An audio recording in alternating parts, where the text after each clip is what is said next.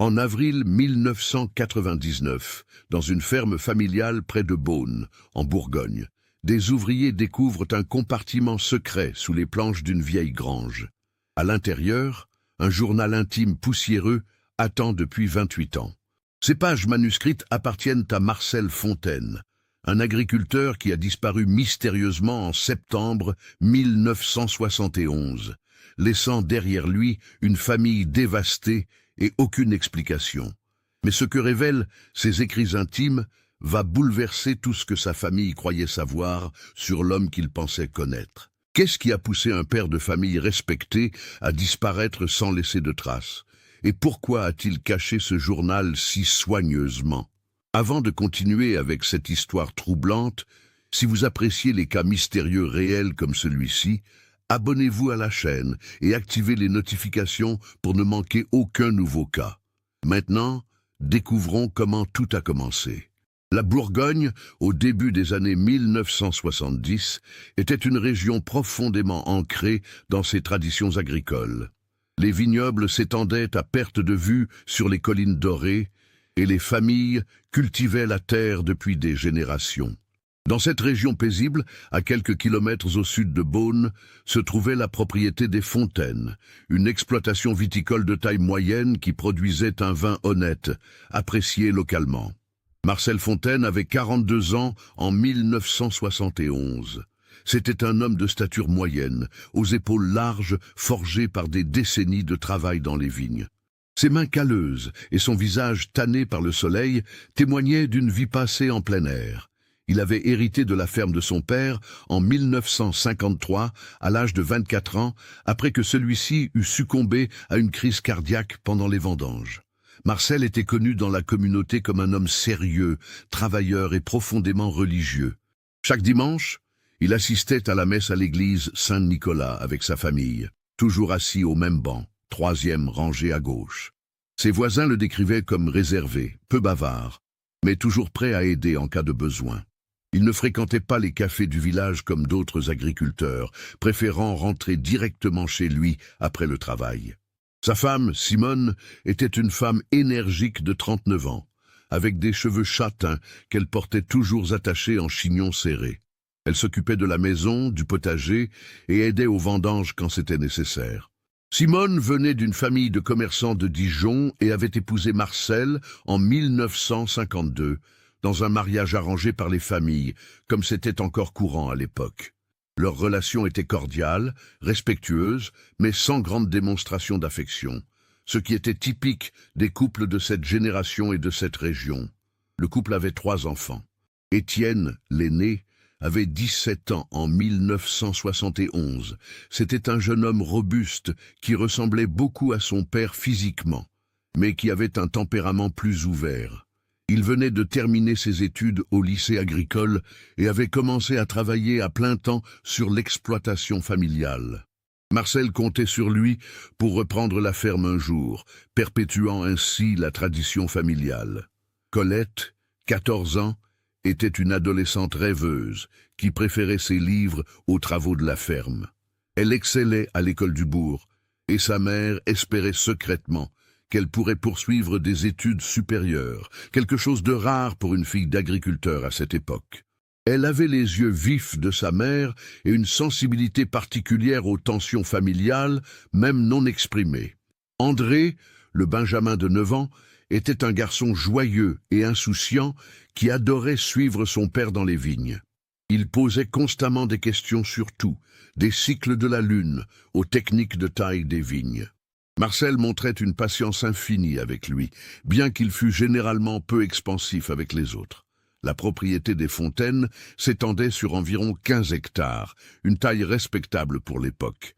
La maison principale, construite en pierre de Bourgogne au début du XIXe siècle, avait des murs épais qui gardaient de la fraîcheur en été et la chaleur en hiver. Les volets verts encadraient les fenêtres et une glycine centenaire grimpait le long de la façade sud. Derrière la maison se trouvait la grange, le cellier pour le vin, un poulailler et un potager bien entretenu par Simone. Les vignes s'étendaient en rangs parfaitement alignés sur les pentes douces entourant la propriété. Marcel cultivait principalement du pinot noir et du chardonnay, les cépages traditionnels de la région. Il n'utilisait pas encore de tracteur moderne, préférant travailler avec son vieux cheval de trait, Marquis, et des outils manuels transmis de génération en génération. La vie à la ferme suivait le rythme des saisons. Les hivers étaient consacrés à la taille des vignes, les printemps au travail du sol et à l'attachage, les étés à la surveillance attentive des grappes et les automnes aux vendanges frénétiques. C'était une existence prévisible, réglée comme une horloge, où chaque jour ressemblait au précédent dans une routine rassurante.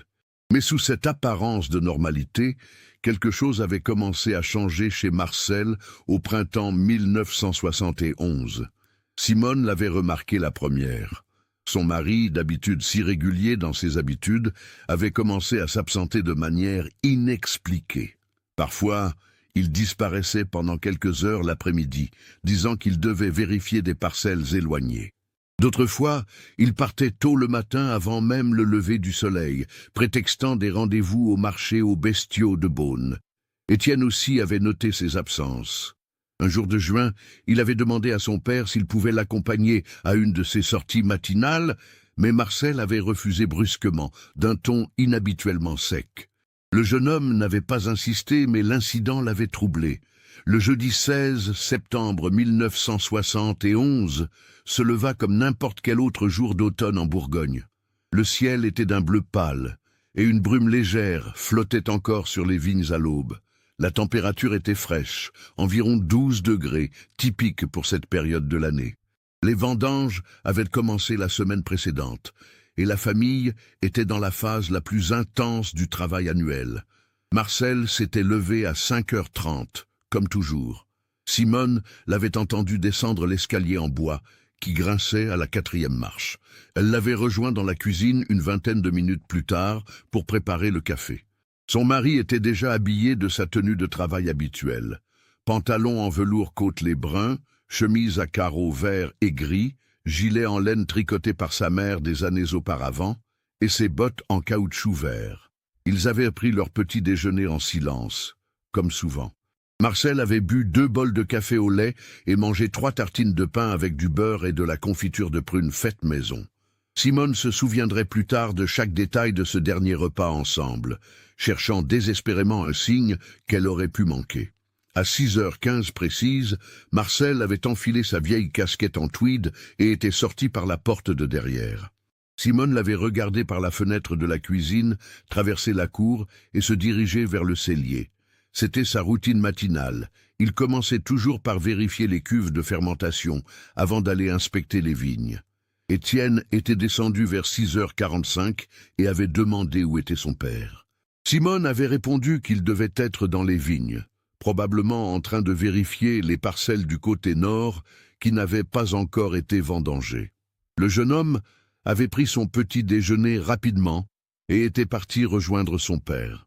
Mais Marcel n'était pas dans les vignes du nord, ni dans celles du sud, ni dans le cellier, ni dans la grange. Étienne avait cherché pendant 1 heure, parcourant toute la propriété. Il était revenu à la maison vers 8h, légèrement inquiet, mais pas encore alarmé. Peut-être son père était-il parti faire une course au village sans prévenir. Vers 9h, n'ayant toujours aucune nouvelle, Simone avait commencé à téléphoner aux voisins. Personne n'avait vu Marcel. Elle avait appelé le café du village, la coopérative viticole, même le curé. Rien. C'est alors qu'Étienne avait remarqué que le vieux camion Peugeot que Marcel utilisait pour les déplacements n'était plus garé à sa place habituelle près de la grange. La famille l'avait attendu jusqu'à midi, l'inquiétude grandissant à chaque minute. Colette était rentrée de l'école pour le déjeuner et avait immédiatement senti la tension. André, trop jeune pour vraiment comprendre, demandait sans cesse quand son papa allait rentrer. À 13h30, Simone avait pris la décision d'appeler la gendarmerie de Beaune. L'adjudant Paul Mercier avait pris sa déclaration au téléphone avec le détachement professionnel typique d'un gendarme expérimenté. Un homme adulte disparu depuis quelques heures seulement n'était généralement pas considéré comme une urgence. Il y avait probablement une explication simple, peut-être une panne de camion quelque part, peut-être un accident bénin. Mercier avait promis d'envoyer une patrouille vérifier les routes principales. À 16h45, la gendarmerie avait rappelé. Le camion de Marcel avait été retrouvé. Il était garé sur un petit chemin de terre près de la vieille chapelle Saint-Roch, à environ 8 kilomètres de la ferme. La chapelle, construite au XVIe siècle, était en ruine depuis longtemps, nichée au milieu des champs et rarement visitée. Le camion était vide, les clés encore sur le contact. Les portières n'étaient pas verrouillées. Aucun signe de lutte ou de violence. Juste un véhicule abandonné au milieu de nulle part. Cette découverte avait transformé une disparition potentiellement banale en quelque chose de beaucoup plus inquiétant. Pourquoi Marcel serait-il allé à la chapelle Saint-Roch un jeudi matin, pendant les vendanges, le moment le plus crucial de l'année pour un viticulteur?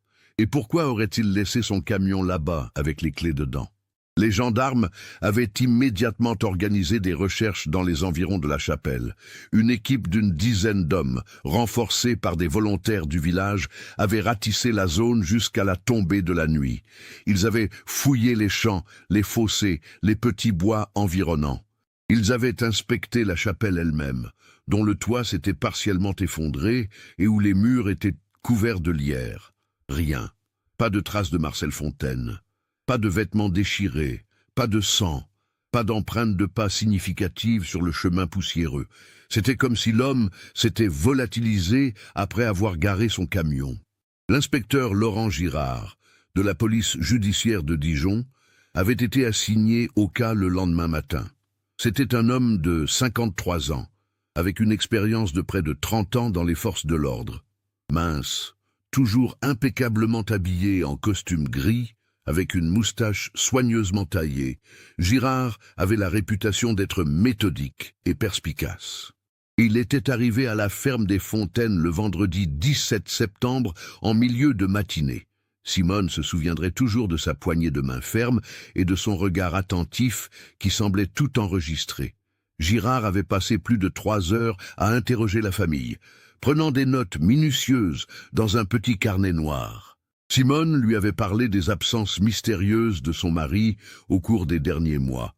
Étienne avait mentionné le changement d'humeur de son père, qui était devenu plus taciturne, plus distant. Colette, les larmes aux yeux, avait raconté que son père avait semblé triste ces derniers temps, mais elle ne savait pas pourquoi. André, assis sur les genoux de sa mère, ne comprenait pas pourquoi tout le monde posait autant de questions. Girard avait examiné la chambre de Marcel, fouillant méthodiquement dans ses affaires avec l'accord de Simone. Les vêtements dans l'armoire, les papiers dans le secrétaire, les livres sur la table de nuit. Il n'avait rien trouvé d'inhabituel. Pas de lettre d'adieu, pas de notes explicatives, pas de documents financiers inquiétants. Les comptes de la ferme étaient en ordre. Il n'y avait pas de dettes importantes, pas de menaces connues. L'inspecteur avait interrogé les voisins, les commerçants du village, le curé, les clients habituels de la coopérative viticole. Tous dressaient le portrait d'un homme ordinaire, travailleur, sans ennemis connus. Personne n'avait remarqué quoi que ce soit d'inhabituel dans son comportement récent, hormis cette tendance à être plus silencieux que d'habitude. Une découverte intrigante avait émergé lors de ces interrogatoires. Le propriétaire d'un petit café sur la route entre Beaune et Pommard avait reconnu Marcel sur la photo que Girard lui avait montrée. L'homme se souvenait de l'avoir vu là plusieurs fois au cours de l'été, toujours seul, toujours commandant un café qu'il buvait rapidement avant de repartir. Ce qui avait frappé le cafetier, c'était que Marcel consultait toujours sa montre, comme s'il attendait quelqu'un ou devait être quelque part à une heure précise. Cette information avait ouvert une nouvelle piste. Marcel avait-il un rendez-vous régulier? Avec qui? Et pourquoi garder ses sorties secrètes? Girard avait creusé cette direction, mais sans résultat concret. Personne d'autre ne se souvenait avoir vu Marcel en compagnie de qui que ce soit. Les recherches s'étaient intensifiées. Des équipes avec des chiens avaient été déployées. Les bois et les champs dans un rayon de 20 kilomètres autour de la chapelle Saint-Roch avaient été systématiquement fouillés. On avait dragué les étangs et les petites rivières de la région. Les gendarmes avaient vérifié les hôpitaux, les cliniques, même les morgues des départements voisins. 3 semaines après la disparition, l'enquête était dans une impasse totale. Marcel Fontaine semblait avoir simplement cessé d'exister ce matin du 16 septembre 1971. Les premières semaines après la disparition de Marcel furent un cauchemar éveillé pour la famille Fontaine. La maison, autrefois remplie de la routine rassurante du travail agricole, était devenue un lieu de silence pesant et d'attente interminable. Chaque bruit de moteur sur la route faisait sursauter Simone, qui se précipitait à la fenêtre avec un mélange d'espoir et de crainte. Mais ce n'était jamais Marcel qui rentrait. Les vendanges devaient continuer. La nature ne s'arrête pas pour le chagrin humain, et les raisins mûrs devaient être récoltés avant de pourrir sur les vignes. Étienne, du haut de ses 17 ans, avait dû assumer un rôle pour lequel il ne se sentait pas prêt.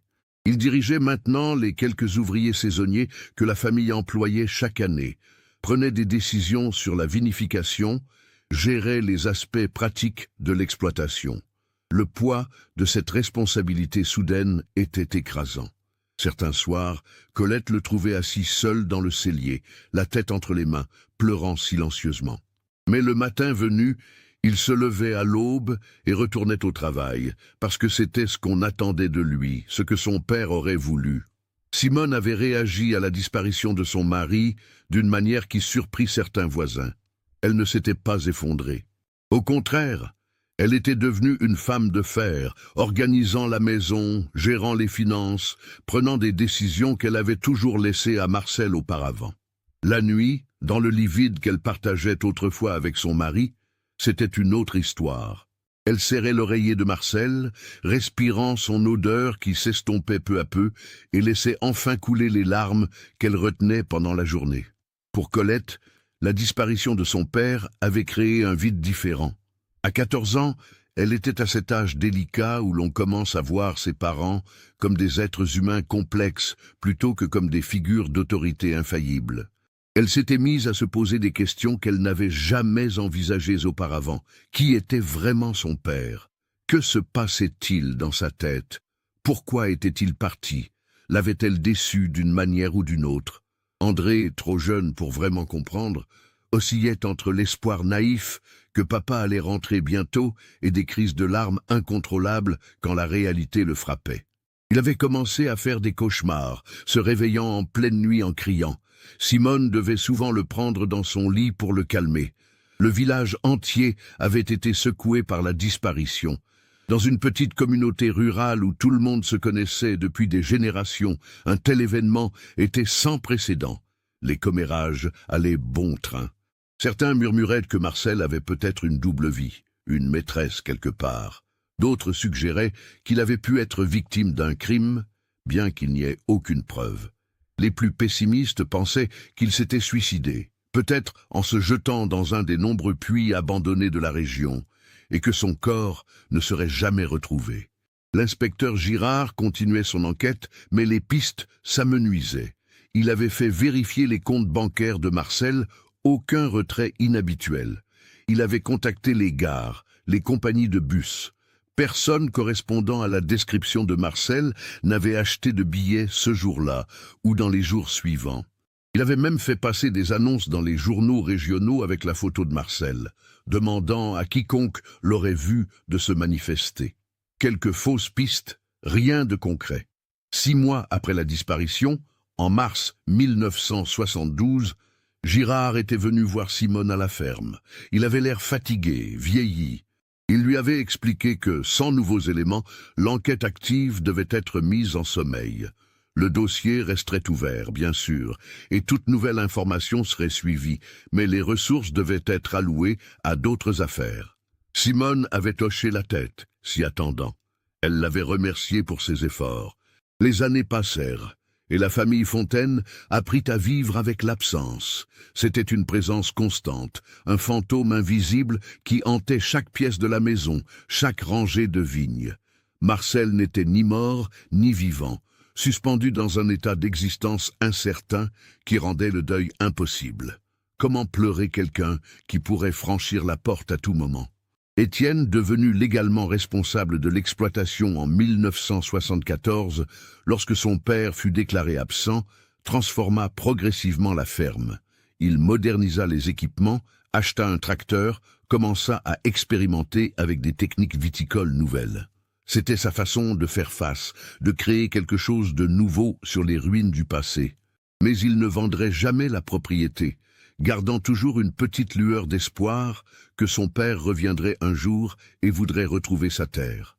Il se maria en 1976 avec une institutrice du village voisin, Véronique Leclerc. Leur mariage fut sobre, presque austère. La place vide à la table, celle qui aurait dû être occupée par le père du marié, était une présence oppressante. Ils eurent 2 enfants, Philippe en 1978 et Mathilde en 1981, qui ne connaîtraient jamais leur grand-père que par des photos et des histoires fragmentées. Golette quitta la Bourgogne en 1976 pour étudier la littérature à l'université de Lyon. Elle revint rarement, trouvant la ferme et ses souvenirs trop lourds à porter. Elle devint professeure de français dans un lycée de Villeurbanne, se maria brièvement puis divorça et entretint une relation distante mais cordiale avec sa famille. La disparition de son père avait créé en elle une méfiance profonde envers l'attachement, une peur d'aimer trop fort quelqu'un qui pourrait disparaître sans prévenir. André, lui, réagit différemment. Il devint gendarme, comme s'il cherchait inconsciemment à résoudre le mystère qui avait détruit sa famille. Il fut affecté dans les Alpes-Maritimes après sa formation et construisit sa vie loin de la Bourgogne, bien qu'il appelât sa mère chaque dimanche sans faute. Simone resta à la ferme, aidant Étienne et Véronique, s'occupant de ses petits-enfants. Elle vieillit rapidement après la disparition, ses cheveux châtains devenant complètement blancs en quelques années. Elle gardait la chambre de Marcel exactement comme il l'avait laissée, changeant les draps régulièrement, époussetant les meubles, comme s'il pouvait revenir à tout moment. Elle parlait rarement de son mari disparu, mais tout le monde savait qu'elle y pensait constamment.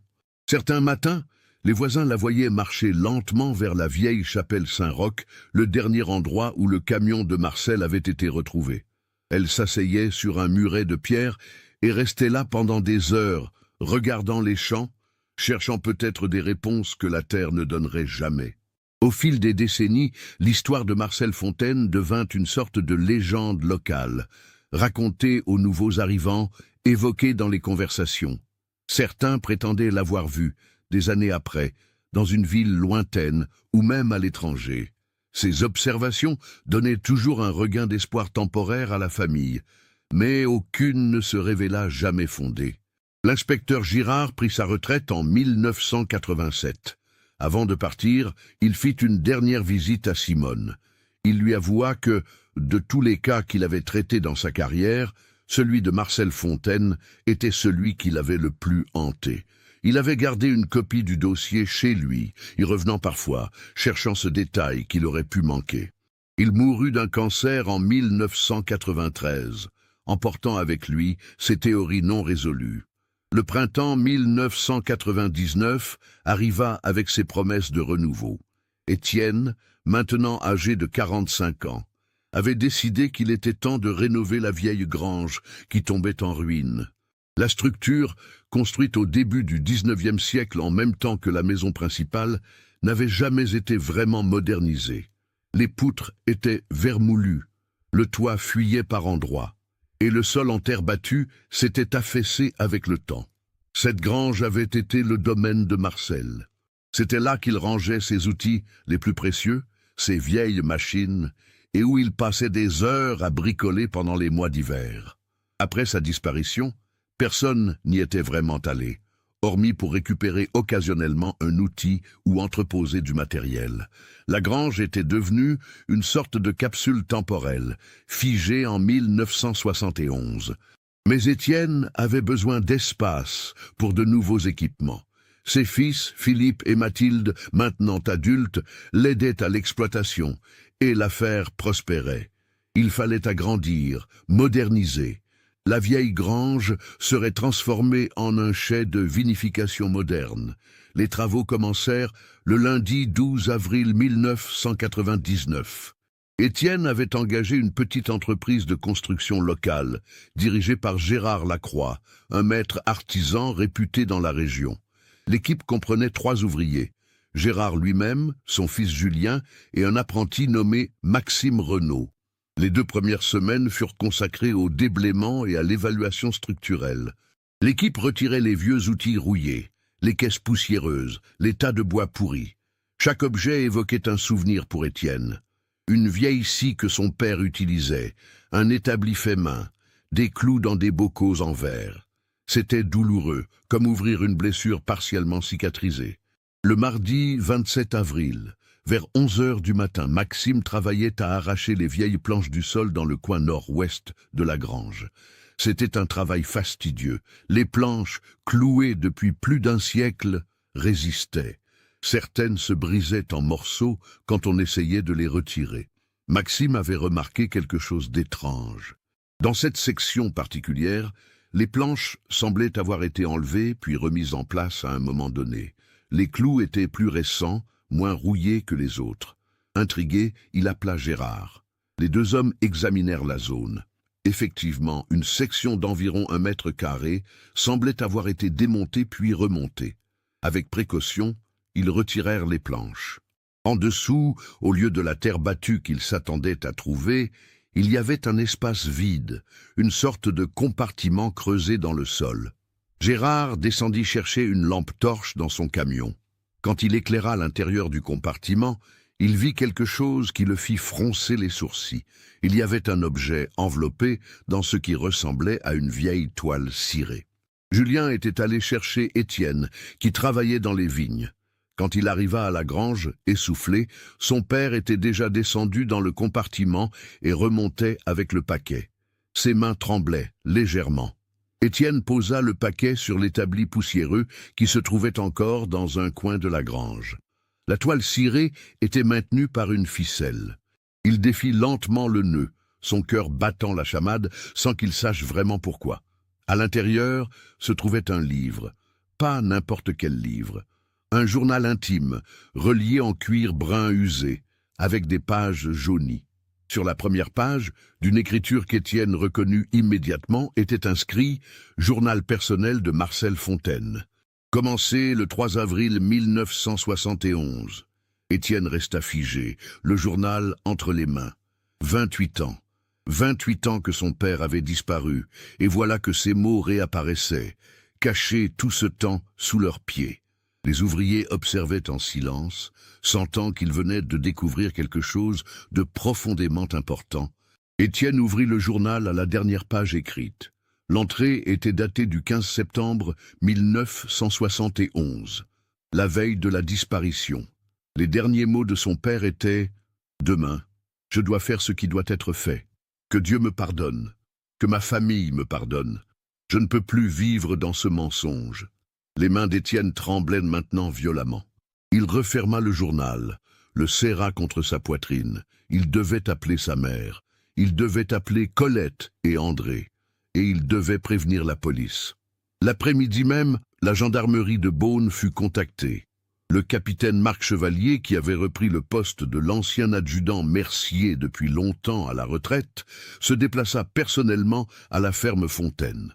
Le cas de Marcel Fontaine était légendaire dans la gendarmerie locale, un de ces mystères non résolus qui passaient de génération en génération d'enquêteurs. Chevalier était un homme de 42 ans, méthodique et respectueux.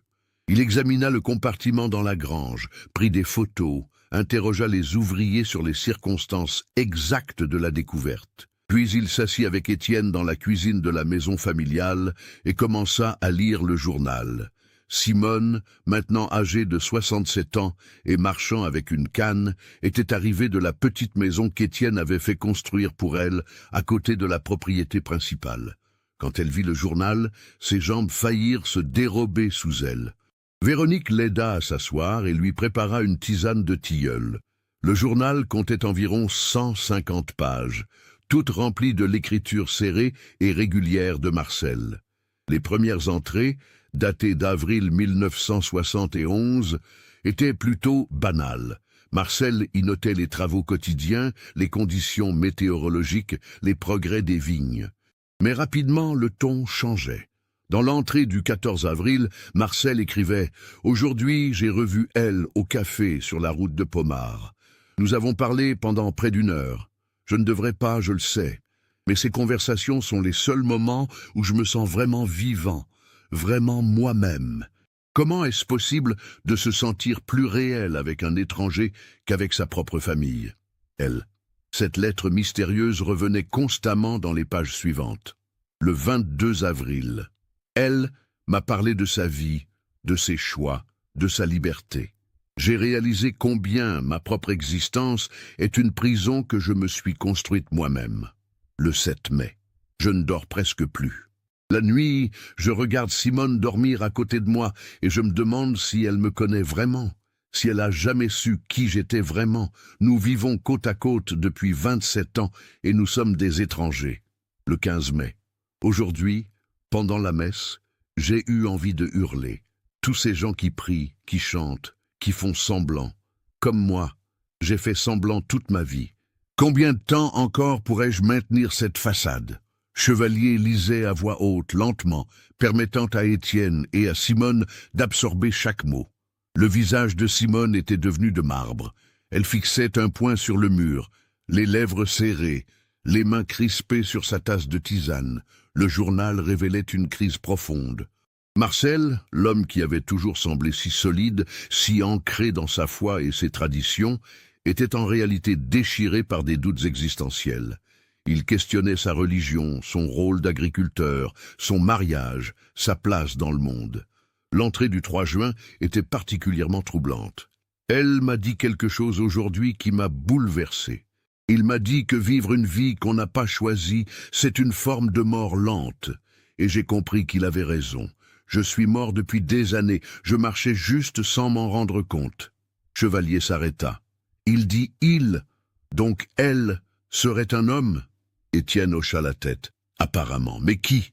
Le journal continuait de plus en plus sombre. Le 20 juin. J'ai commencé à faire des plans. C'est fou, je le sais, irresponsable, égoïste, mais je ne peux plus continuer comme ça. Elle dit qu'il y a toujours une possibilité de recommencer, même à mon âge. Le 15 juillet. J'ai mis de côté un peu d'argent. Pas beaucoup, mais assez. Simone ne s'en rendra pas compte. Je me déteste de faire ça, mais je ne vois pas d'autre solution. Le 8 août. Aujourd'hui, j'ai regardé Étienne travailler dans les vignes. Il sera un meilleur agriculteur que je ne l'ai jamais été. Il aime vraiment cette terre. Pas moi. Je ne l'ai jamais vraiment aimé. J'ai juste fait ce qu'on attendait de moi. Le 25 août. Elle et moi avons finalisé les arrangements. C'est pour septembre, après les vendanges. Je leur dois au moins ça de finir les vendanges. Simone laissa échapper un sanglot. Toutes ces années, elle s'était demandé si son mari avait été victime d'un crime, d'un accident. Et voilà que la vérité émergeait. Marcel avait planifié sa disparition. Il était parti volontairement. Chevalier continua. Les dernières entrées du journal, écrites en septembre, étaient de plus en plus courtes, de plus en plus tendues. Marcel semblait déchiré entre son désir de liberté et sa culpabilité envers sa famille. Le 10 septembre. Les vendanges sont presque terminées. Encore quelques jours. Je regarde mes enfants et je me déteste. Mais je ne peux pas continuer. Cela me tuera si je reste. Le 12 septembre. J'ai caché ce journal dans la grange. Peut-être qu'un jour quelqu'un le trouvera. Peut-être qu'ils comprendront. Ou peut-être pas. Peu importe maintenant. Et enfin, le 15 septembre, la dernière entrée. Demain, je dois faire ce qui doit être fait. Que Dieu me pardonne, que ma famille me pardonne. Je ne peux plus vivre dans ce mensonge. Elle m'attend à la chapelle Saint-Roch à 7 heures du matin. Ensuite, nous partirons. Une nouvelle vie. C'est terrifiant et exaltant à la fois. Je laisse mon camion là-bas avec les clés. Quelqu'un le trouvera. Simone aura la ferme. Étienne s'en occupera bien. C'est mieux ainsi. Pour eux, pour moi, je suis désolé, tellement désolé. Le silence qui suivit fut écrasant. Chevalier referma le journal doucement. Il regarda Simone, dont le visage était maintenant humide de larmes silencieuses. « Je suis vraiment désolé, Madame Fontaine, » dit-il doucement. Étienne se leva brusquement, faisant tomber sa chaise. « Qui est ce « elle » ? Qui a aidé mon père à nous abandonner ?» Chevalier secoua la tête. « C'est ce que nous devons découvrir. Cette personne détient les réponses. Les jours suivants furent une frénésie d'activités investigatives. Chevalier rouvrit officiellement le dossier et commença à chercher l'identité de ce mystérieux L. Le journal donnait peu d'indices concrets. Marcel ne mentionnait jamais de nom complet, ni de détails physiques précis. Colette et André furent informés et revinrent immédiatement en Bourgogne. Pour la première fois depuis des années, toute la famille Fontaine était réunie dans la maison familiale. L'atmosphère était tendue, chargée d'émotions contradictoires. André, maintenant gendarme à Nice, prit quelques jours de congé pour aider à l'enquête de manière informelle. Il avait apporté sa propre expertise, ses contacts, sa connaissance des procédures. Pour lui, c'était devenu personnel d'une nouvelle manière. Son père n'avait pas été victime. Il les avait abandonnés. Colette oscillait entre la colère et une étrange compréhension. En tant que professeure de littérature, elle avait lu et analysé d'innombrables récits de crises existentielles. Elle reconnaissait dans les mots de son père les signes d'une dépression profonde, d'une dysphorie que personne n'avait su reconnaître à l'époque. Chevalier commença par reconstituer les mouvements de Marcel dans les mois précédant sa disparition. Il contacta le propriétaire du café sur la route de Pommard, qui était maintenant géré par le fils de l'ancien propriétaire. Par chance, le père, maintenant retraité, était toujours vivant et avait bonne mémoire. Interrogé, le vieil homme se souvint de Marcel. « Oh oui, je me souviens de lui. Un homme discret, toujours seul. Mais attendez, il y avait quelqu'un. Pas toujours. Mais plusieurs fois, j'ai vu un autre homme le rejoindre. Plus jeune que lui, je dirais. La trentaine peut-être. Cheveux longs, barbe. Habillé de manière, comment dire, bohème, pas comme les gens d'ici. C'était la première piste concrète. Un homme, la trentaine, apparence bohème, début des années 70. Chevalier fit le lien immédiatement. C'était l'époque hippie, du mouvement pour la liberté, du rejet des conventions sociales. André suggéra de vérifier les registres de résidence temporaire de la région pour cette période. C'était un long travail, mais il pourrait révéler des personnes ayant séjourné dans la région en 1971. Après des jours de recherche dans les archives municipales de Beaune et des villages environnants, ils trouvèrent quelque chose. En mars 1971, un certain Luc Valentin avait loué une petite maison dans le village de Levernois, à quelques kilomètres de la ferme Fontaine. La durée de location, 6 mois, de mars à août. Luc, elle. Cela correspondait. Chevalier lança des recherches approfondies sur Luc Valentin. Il découvrit qu'il était né à Paris en 1940, ce qui lui donnait 31 ans en 1971. Son dossier révélait un parcours atypique. Fils d'une famille bourgeoise parisienne, il avait rompu avec eux dans les années 60, s'était impliqué dans les mouvements étudiants, avait voyagé en Inde, puis était revenu en France pour vivre de manière itinérante. Plus intéressant encore, Luc Valentin était homosexuel à une époque où c'était encore largement tabou et même criminalisé dans certains contextes. Les archives de la préfecture mentionnaient une arrestation en 1968 lors d'une descente dans un bar gay parisien, bien qu'aucune charge n'ait été retenue. La révélation tomba comme un coup de massue. Étienne, assis à la table de la cuisine avec Chevalier, André et Colette, resta silencieux pendant une longue minute. « Vous êtes en train de dire que mon père... » Il ne pouvait pas finir la phrase. Colette, elle, avait les larmes aux yeux. Mon Dieu, tout ce qu'il a écrit dans le journal, vivre dans le mensonge, ne pas pouvoir être lui-même, c'était ça. Simone, qui écoutait depuis le salon, entra dans la cuisine en s'appuyant sur sa canne. Son visage était d'une pâleur mortelle. « Où est-il maintenant » demanda-t-elle d'une voix tremblante. « Où est Luc Valentin » Chevalier hésita. « Nous le cherchons, madame. Nous avons lancé des recherches nationales. » 2 jours plus tard, ils eurent une réponse. Luc Valentin vivait maintenant à Marseille. Il avait 69 ans, était officiellement en couple avec un homme depuis 1983, après la dépénalisation de l'homosexualité en France. Il travaillait comme libraire dans une petite boutique du Vieux-Port. André et Chevalier firent le voyage à Marseille. Ils arrivèrent à la librairie par un après-midi ensoleillé de mai. La boutique était petite, chaleureuse, remplie de livres d'occasion et d'ouvrages sur l'art et la philosophie. Luc Valentin était un homme mince, aux cheveux blancs encore longs, attachés en queue de cheval, avec des lunettes rondes et un visage marqué par les années mais doux. Quand Chevalier se présenta et mentionna le nom de Marcel Fontaine, Luc devint livide. Il ferma la boutique et les invita à l'arrière. Ce qui suivit fut un des interrogatoires les plus émotionnels que Chevalier avait jamais conduits. Luc parla pendant plus de 2 heures, racontant son histoire avec Marcel, les larmes coulant librement sur son visage. Ils s'étaient rencontrés par hasard en mars 1971. Luc avait loué cette maison en Bourgogne pour écrire un livre, recherchant la tranquillité de la campagne. Un jour, son camionnette était tombée en panne sur une route de campagne. Marcel, passant par là, s'était arrêté pour l'aider. Quelque chose était passé entre eux. Un regard, une conversation qui s'était prolongée plus longtemps que nécessaire. Marcel avait proposé de revenir le lendemain pour aider à réparer le véhicule. Il était revenu. Puis encore. Et encore. Au début, c'était juste des conversations, expliqua Luc, sa voix brisée par l'émotion. Il me parlait de sa vie, de ses doutes. Il n'avait jamais pu parler à personne de ce qu'il ressentait vraiment. L'attraction qu'il éprouvait pour les hommes depuis son adolescence, qu'il avait toujours réprimée, enfouie. Il s'était marié parce que c'était ce qu'on faisait. Il avait eu des enfants parce que c'était son devoir. Mais il n'avait jamais été heureux. Marcel et Luc étaient devenus amants. Discrètement, prudemment, dans la terreur constante d'être découvert.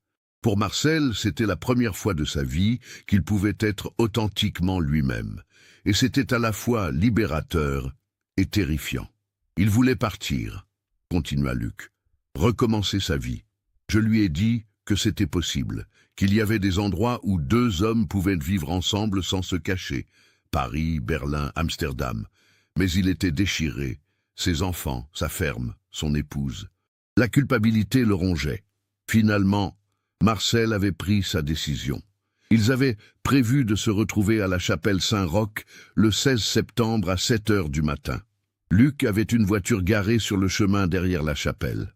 Le plan était de partir immédiatement, de traverser la frontière vers la Suisse, puis de continuer vers l'Allemagne. Mais quelque chose s'était mal passé. « J'étais là à 7 heures précises », dit Luc les mains tremblantes. « J'ai attendu, 7h15, 7h30. Marcel n'arrivait pas. J'ai pensé qu'il avait changé d'avis, qu'il ne pouvait pas quitter sa famille finalement. J'étais triste, mais je comprenais. À 8 heures, j'ai commencé à m'inquiéter. À 8h30, je suis allé vérifier. Son camion était là, garé près de la chapelle, mais lui n'était nulle part. Luc avait cherché partout autour de la chapelle. Il avait appelé son nom à voix basse, n'osant pas crier. Rien. Marcel avait simplement disparu. J'ai paniqué, avoua Luc. Je savais que si je restais, si j'allais à la police, notre relation serait révélée. À cette époque, cela aurait détruit sa famille encore plus que sa disparition.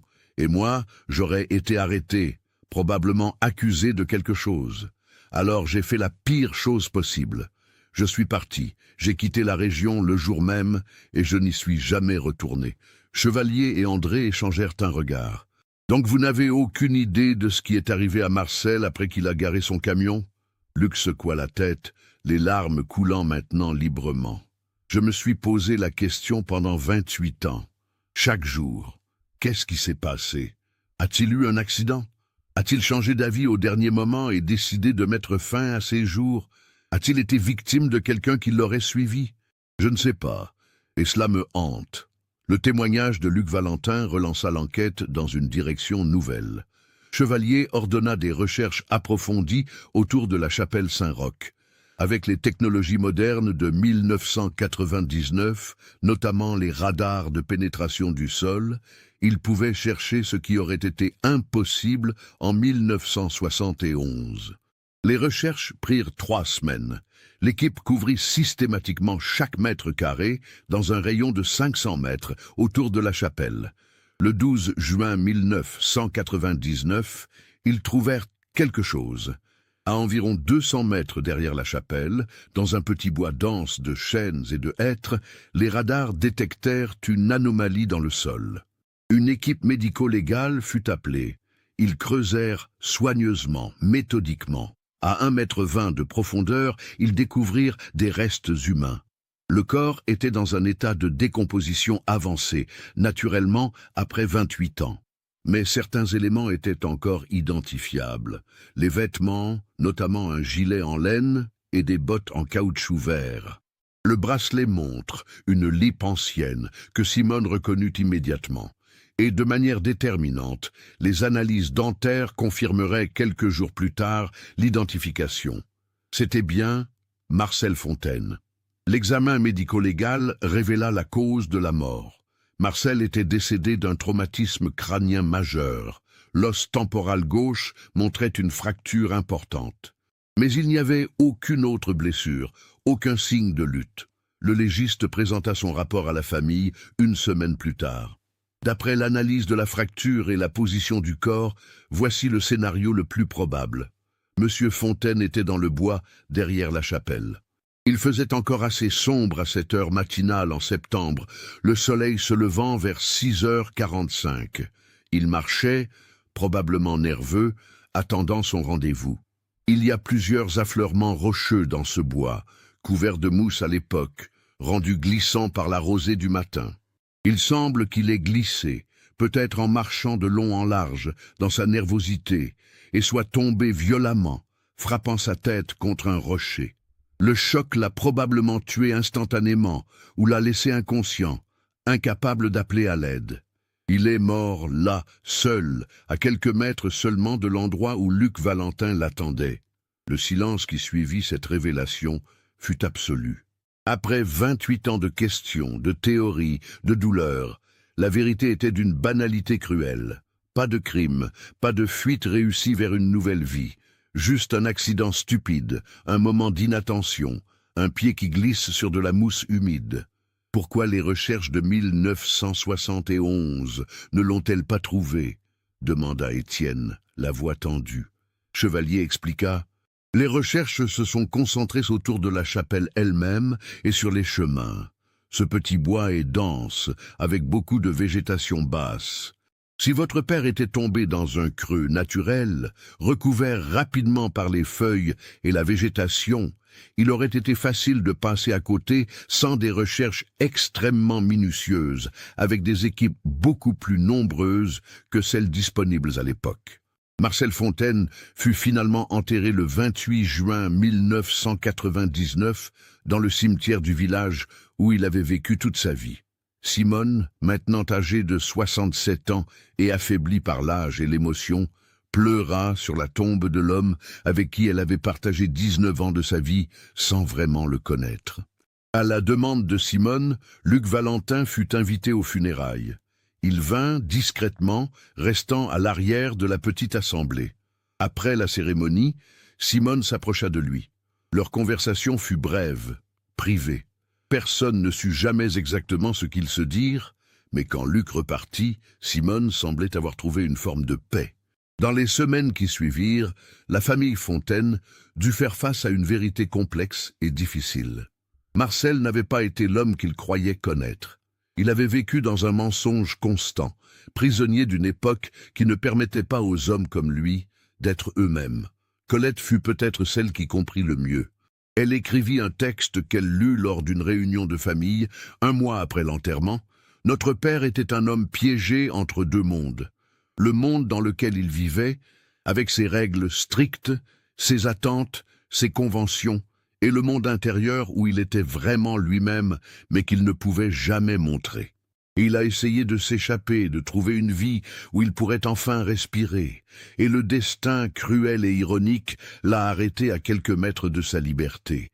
Je choisis de me souvenir de lui non pas comme l'homme qui nous a abandonnés, mais comme l'homme qui a eu le courage, même tardif, de chercher son authenticité.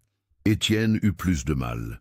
Pour lui, la révélation de l'homosexualité de son père, dans une génération et un milieu où c'était encore largement incompris, fut difficile à accepter. Mais, avec le temps, aidé par Véronique et ses propres enfants qui voyaient les choses différemment, il parvint à une forme de compréhension. André, le gendarme, fut troublé par l'ironie de toute l'histoire. Toute sa carrière, il avait cherché à résoudre des mystères, peut-être inconsciemment pour résoudre le mystère de son père. Et la résolution, quand elle vint finalement, n'apporta pas les réponses qu'il espérait, mais plutôt de nouvelles questions sur l'identité, la liberté et le prix du mensonge. Le journal de Marcel fut conservé par Simone. Elle le relisait parfois dans la solitude de sa petite maison. Ces mots lui donnaient accès à un homme qu'elle n'avait jamais vraiment connu de son vivant. C'était douloureux, mais aussi étrangement réconfortant. Au moins maintenant, elle savait. Luc Valentin continua sa vie à Marseille. Il correspondit avec Colette pendant quelques années, partageant ses souvenirs de Marcel, aidant la famille à comprendre l'homme derrière la façade. Quand il mourut en 2007, à l'âge de 67 ans, son partenaire informa la famille Fontaine. Colette fit le voyage pour assister à ses funérailles. La chapelle Saint-Roch, le lieu qui avait été le point focal de cette tragédie, fut partiellement restauré en 2003 par la municipalité. Une petite plaque y fut installée, non pas mentionnant Marcel spécifiquement, mais dédiée à tous ceux qui ont cherché la liberté d'être eux-mêmes. La ferme Fontaine continua à prospérer sous la direction d'Étienne, puis de ses enfants. Mais dans la vieille grange rénovée, maintenant un chai moderne, une petite section du sol original fut préservée. C'était l'endroit où le journal avait été caché pendant 28 ans. Un rappel silencieux qu'il y a des vérités qui attendent parfois des décennies avant d'émerger à la lumière. Simone Fontaine mourut paisiblement en 2005, à l'âge de 73 ans. Ses dernières paroles, murmurées à Colette qui tenait sa main, furent « J'aurais aimé qu'il se sente assez en sécurité pour me dire la vérité. J'aurais aimé qu'il sache que je l'aurais aimé quand même. » L'histoire de Marcel Fontaine devint, avec le temps, une sorte de légende locale avec une nouvelle signification. Ce n'était plus simplement l'histoire d'un homme disparu mystérieusement, mais celle d'un homme piégé par son époque, détruit par l'impossibilité d'être authentique. Dans une France qui évoluait rapidement vers plus d'acceptation et de compréhension, son histoire servait de rappel sombre de ce que le secret et la honte peuvent faire à un être humain. Et dans la terre bourguignonne, entre les rangées de vignes que Marcel avait cultivées pendant des décennies, sans vraiment les aimer, la vie continuait son cycle éternel. Les raisins mûrissaient et étaient vendangés, le vin fermentait et vieillissait, les saisons passaient. La nature ne garde pas la mémoire de nos drames personnels. Seuls les vivants portent ce fardeau et le transmettent, transformé par la compréhension et le pardon aux générations suivantes. Cette histoire nous montre comment les époques différentes pouvaient emprisonner les individus dans des vies qu'ils n'avaient pas vraiment choisies, et comment le poids du secret et de la honte pouvait détruire même les personnes apparemment les plus solides. Marcel Fontaine a vécu 42 ans sans jamais pouvoir être pleinement lui-même, prisonnier de conventions sociales impitoyables. Qu'en pensez-vous? Avez-vous reconnu les signes tout au long de cette histoire? Partagez vos réflexions dans les commentaires. Si cette enquête approfondie vous a touché, n'oubliez pas de vous abonner à la chaîne et d'activer les notifications. Laissez un like si cette histoire vous a marqué et partagez-la avec quelqu'un qui pourrait être intéressé par ce type de cas.